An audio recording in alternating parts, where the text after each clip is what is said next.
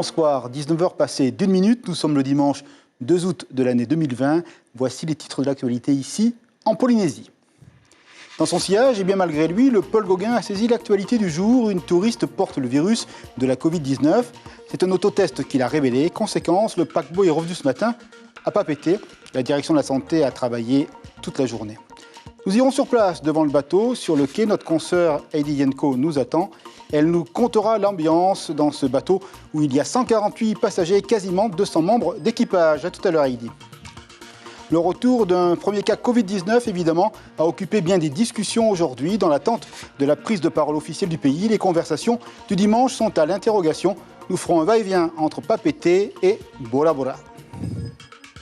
La Waikinui, une page blanche cette année, les organisateurs comprennent les raisons de cette annulation. En consolation pour les rameurs, une autre compétition aura lieu à Tahiti. Ce sera au mois d'octobre.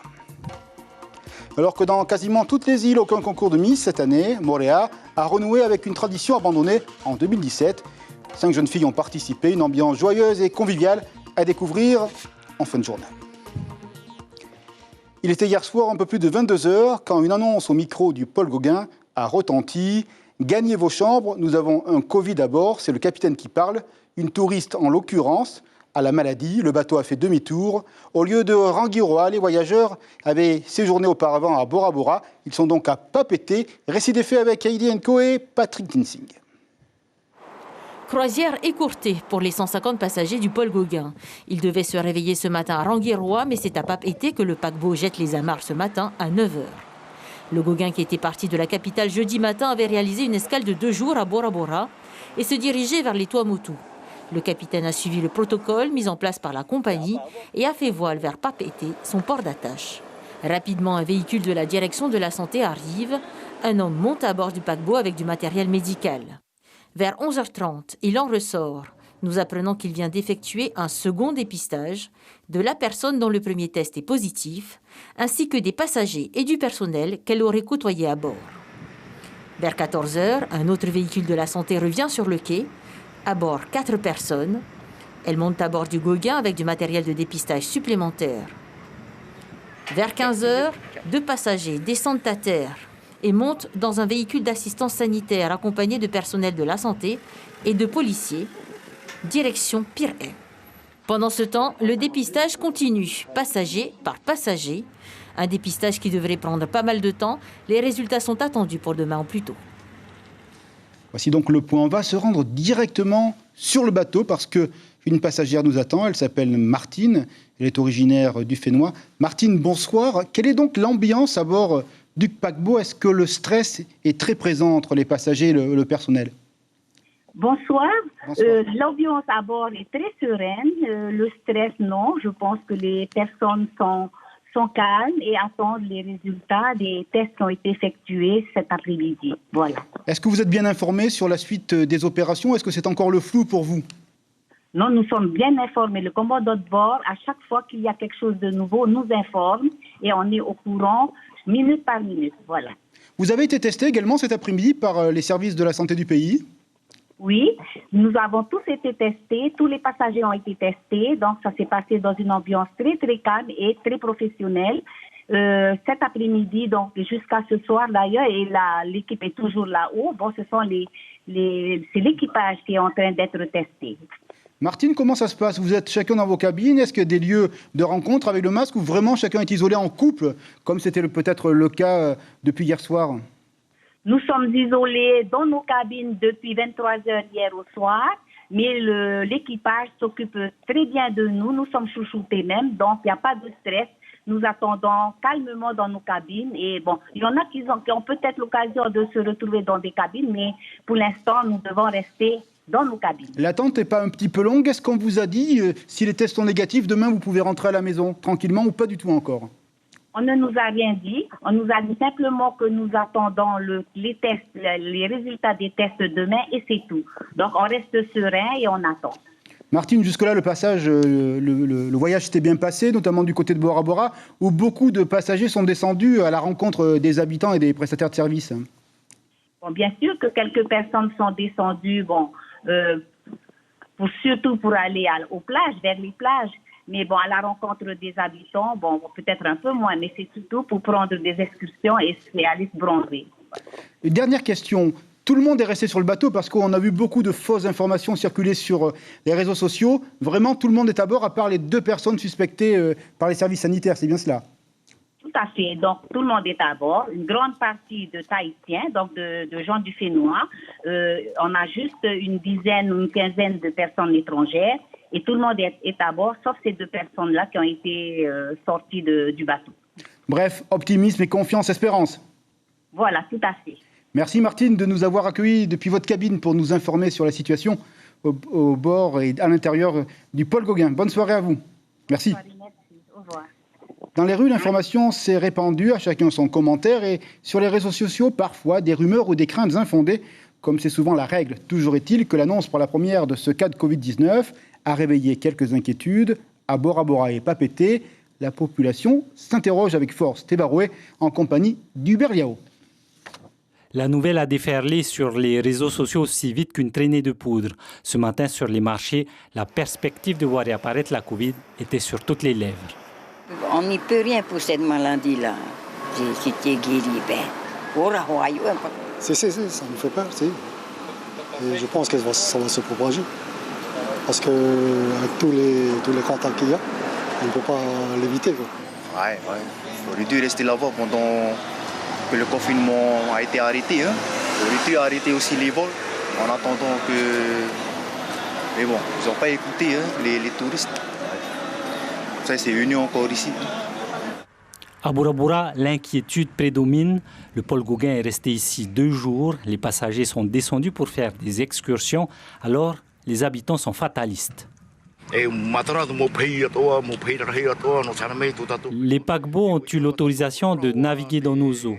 Et on sait que Bora Bora est une destination prisée des touristes.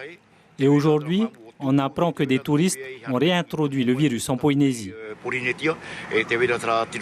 fallait s'y attendre en fait par rapport à tous les nombres d'arrivées qui devaient arriver, vu qu'on était dans Free Covid. Et le fait d'avoir relâché les vols internationaux, c'est sûr qu'automatiquement, parce que le virus, il atterrit de par le voyage quelque part. Il ne faut pas avoir peur, mais simplement il faut respecter les gestes barrières, porter le masque, avoir les gants, ou sinon, comme on appelle le liquide hydroalcoolique. C'est tout ce qu'il faut adapter. Avec l'apparition d'un nouveau cas de Covid, les Polynésiens devront se réhabituer peu à peu aux gestes barrières. Justement, on va aller du côté des quais de Papeete pour savoir quelle est l'ambiance autour du bateau. À l'intérieur, c'est la sérénité. Notre consoeur Heidi Enko est sur place. Heidi, alors quelle est la situation et surtout quelles sont les perspectives qui nous attendent pour demain? Bonsoir.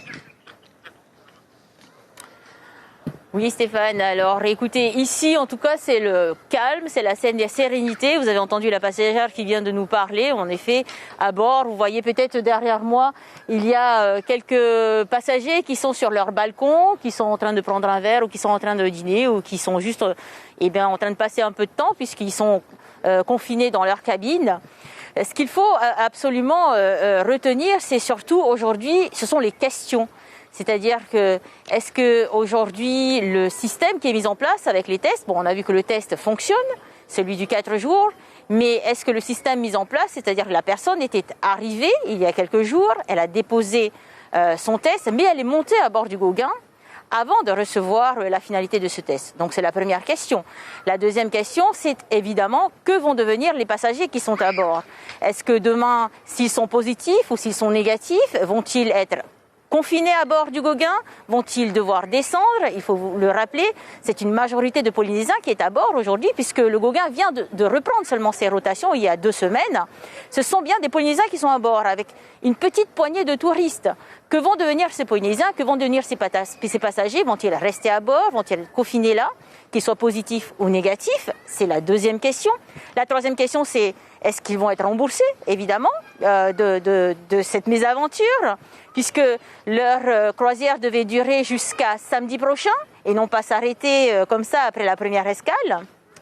Une autre question qui fait surface aussi, c'est évidemment la suite.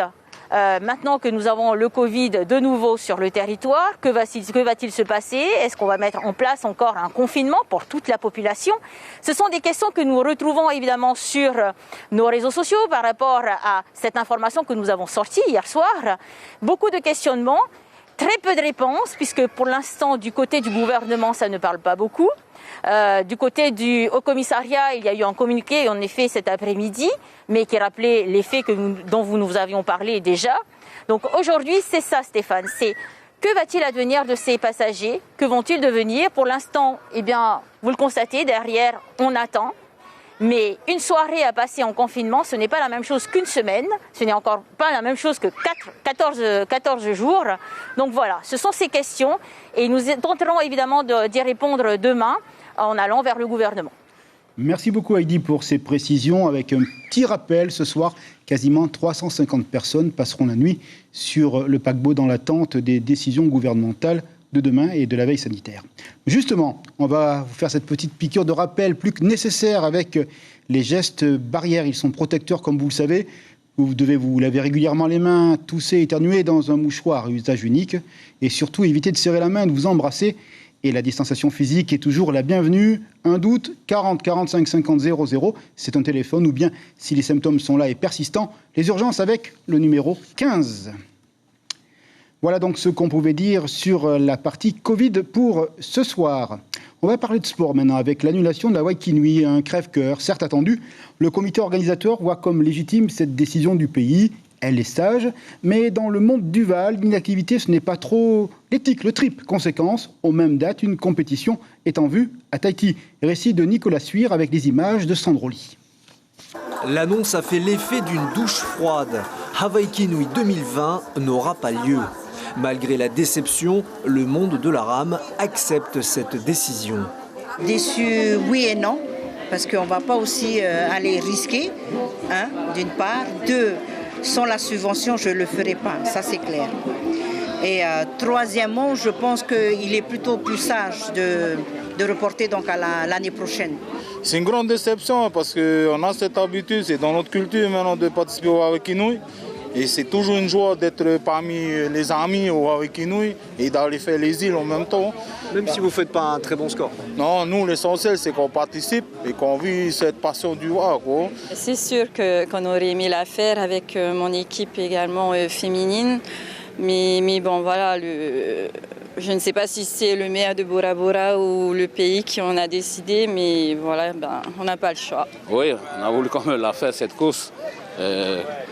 Quand ça a été dit hier au soir, qu'il n'y a plus avec Idi, on a été déçus. On était déçus, mais il y a encore les années à venir. Le comité organisateur a anticipé cette possibilité. Aussi, il propose une autre course. Puisqu'avec une Derarumate ne vont pas se tenir, on va la faire donc en V1 sur Tahiti. C'est avec une qui est meilleure, c'est la plus belle course de l'année.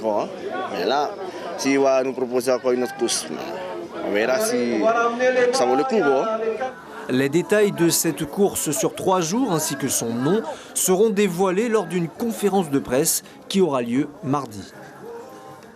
Allez, on va retrouver un peu de sourire pour la fin de cette édition. 2 heures de spectacle, 5 passages sur le podium. Hier soir à Moorea, l'élection de la Miss a respecté tous les codes de pareille cérémonie. Il faut dire que depuis 2017, c'était disette, pas de concours là-bas. La tradition a renoué avec l'agenda de l'île Sœur, mais pour cause de mesures sanitaires, seulement une bonne centaine de personnes dans le public. L'ambiance était à son zénith. Compte rendu, Thierry Stanfleur avec Jacques Damour. La candidate numéro 4. Elle a 24 ans et sera peut-être la seule Miss lauréate d'une élection communale cette année. La dernière reine de beauté de l'île Sœur avait été élue en 2017.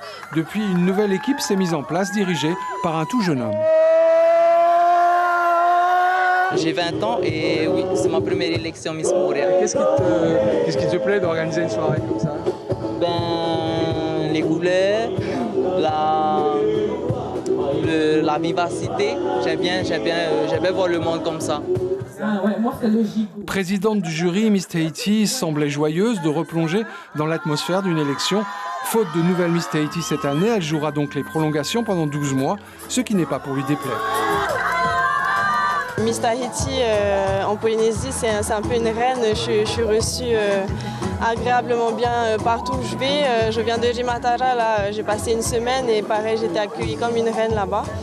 Et c'est quelque chose qui me touche vraiment et qui continue de m'étonner d'ailleurs. Plusieurs passages, dont celui du costume végétal pour les 5 candidates. Les codes de taille et d'allure avaient été cassés. Une jeune maman, une jeune femme plus ronde qu'à l'accoutumée. Le tout dans l'écrin d'un centre culturel en pleine nature, dont la directrice était elle aussi membre du jury. Aujourd'hui, ça me touche parce que ce sont des jeunes filles de Moorea et beaucoup sont du village de Popo, de la commune de Popo.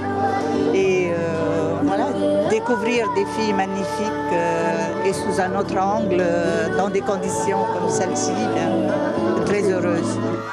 Sur quoi s'est joué le palmarès ? L'épreuve de culture générale et de connaissances de Moorea comptait pour 75% dans la note finale. La présentation d'hier, évaluée par le jury, à 25% seulement. Ce qui donne peut-être une indication. En tout cas, la lauréate n'hésite pas lorsque les micros se tendent vers elle. Il y a une cause qui me tient vraiment à cœur. J'aimerais vraiment mettre la femme entrepreneur en avant parce que je suis entrepreneur moi-même. Et je pense qu'aujourd'hui, les femmes s'affirment de plus en plus. Et pourquoi participer au développement économique de notre île. Mademoiselle Vernaudon annonce déjà sa participation à l'élection de Miss Tahiti l'année prochaine. Espérons que le contexte sanitaire sera alors suffisamment favorable pour que l'événement ait bien lieu en 2021. Une belle organisation avec un joli message. Entreprendre. À bicyclette avec quelques bons copains, c'est une chanson d'une jeunesse passée. Pourtant, hier à Ariatea, c'était un refrain plein les rayons. Et pour cause, un tour de l'île en vélo. Le concept, 100 km avec un relais tous les 5 km, du soleil sur le bitume et à l'arrivée, des vainqueurs, les jeunes de Tevaitoa 2, leur chrono, 4h25. Une belle fête populaire, de quoi ravir le secrétaire de la Fédération des jeunes de Tumara. Nous l'écoutons. On attend l'invitation justement de la commune de Taputapuatea pour amener nos jeunes là-bas et puis on fera une rencontre avec les jeunes de Taputapuatea. Ça c'est déjà bien parce que ça va occuper encore plus nos jeunes. Dans le même style de compétition, ce genre, les mêmes choses? Exactement, exactement. Du Va'a et puis il y a les sports traditionnels aussi, le Patiafa, le Copra, donc du coup c'est exactement la même chose. Une secrétaire très active et honneur aux femmes pour terminer ce journal l'eau dans tous ses états et on peut dire que cela pétille d'excellence sur les vagues. Le nom de cette épreuve, la Reef Vainé Cup, 50 participantes dans 4 disciplines fort exigeantes comme le paddle ou le surf. Un vrai succès d'estime avec des championnes au potentiel vraiment prometteur. Un bel exemple de dynamisme pour Doumé Guérin. C'est l'organisateur au micro de Nicolas Suire. On a vu des championnes locales qui sont arrivées au niveau international et qui ont commencé à surfer plus tard, genre vers 10 ans. Donc là, elle commence à 3 ans, donc on peut imaginer le niveau qu'il y aura à l'avenir. Dans quelques années, ça va vraiment exploser. Là, on a le futur du surf sous nos yeux là, ce week-end. En plus, on constate des progrès énormes qu'elles ont fait depuis l'année dernière. Il y en a des nouvelles aussi qui arrivent, ça motive les autres. Donc il y a toute une émulation qui se crée. Et là, on peut voir le futur du surf polynésien féminin. En tout cas, ça, c'est sûr qu'il y a la relève de Vainé ici. Formidable, l'émulation, c'est une ressource formidable. A priori, France Row fermera la semaine prochaine. On va aller du côté de Paris pour une petite manifestation.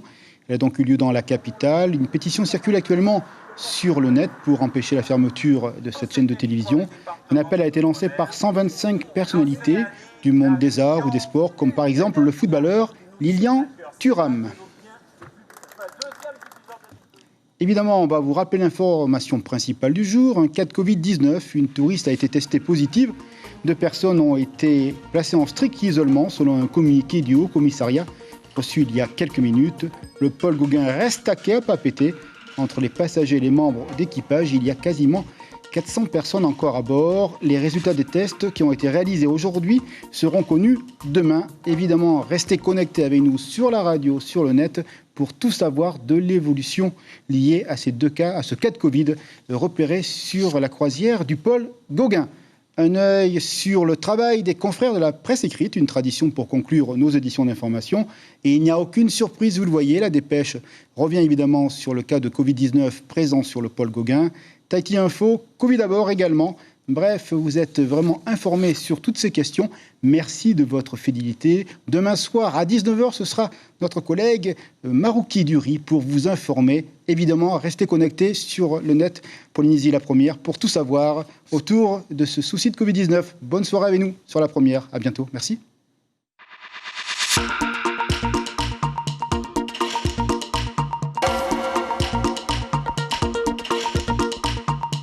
Retrouvez notre journal en replay sur notre site internet.